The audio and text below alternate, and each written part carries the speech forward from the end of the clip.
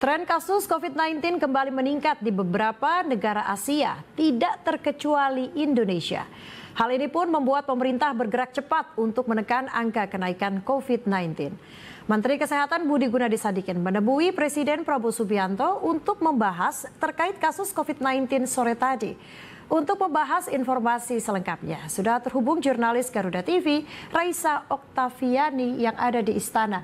Raisa, apakah pertemuan Menkes Budi Gunadi Sadikin dengan Presiden Prabowo Subianto sudah selesai? Seperti apa hasilnya, Raisa?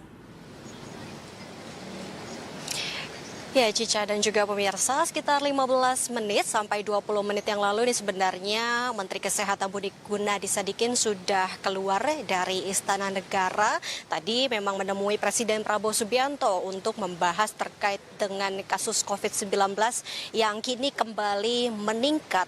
Nah, ini tadi memang ada beberapa data yang disampaikan dan kami terima juga. Salah satunya adalah berdasarkan surveillance Sentinel Ilisari pada tahun 2025, memang kalau kita melihat ada kenaikan COVID-19 di Indonesia dari 2.160 spesimen yang sudah dites pada tahun ini, tahun 2025, hasilnya menunjukkan ada 72 kasus positif COVID-19 di Indonesia. Sementara sisanya ini ada 2.088 kasus negatif yang tercatat untuk kasus COVID-19. Nah, kemudian kalau dari pernyataan Menkes Budi Gunadi Sadikin sebenarnya menyebutkan bahwa untuk angka ini masih terbilang kecil begitu ya jika dibandingkan dengan negara lain seperti Malaysia, Thailand, kemudian juga Hong Kong maupun Singapura, Cica. Kemudian tadi ada hal juga yang disampaikan oleh Menkes, salah satunya adalah meminta masyarakat untuk tidak khawatir terkait dengan kasus COVID-19 karena memang varian virus yang mengalami peningkatan di luar negeri ini sama dengan subvarian yang biasa ditemukan. Tadi secara terpisah juga para awak media sempat bertanya kepada PCO atau Kepala Kantor Komunikasi Kepresidenan Hasan Nasbi terkait dengan kasus COVID-19 yang meningkat di Indonesia.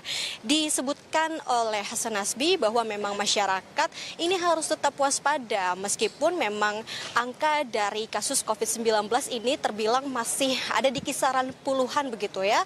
Namun bisa saja positivity rate tertinggi kasus COVID-19 ini mencapai 3,68% yang artinya Cica jika ada 100 orang yang dilakukan tes COVID-19 ini bisa saja ditemukan hampir 4 orang positif COVID-19. Nah, untuk itu diingatkan agar masyarakat ini kembali pada protokol kesehatan seperti menggunakan masker, kemudian juga mencuci tangan dan menjaga jarak. Tadi itu terkait COVID yang dilaporkan oleh Menkes maupun juga tadi pernyataan atau tanggapan dari PCO Hasan Nasbi.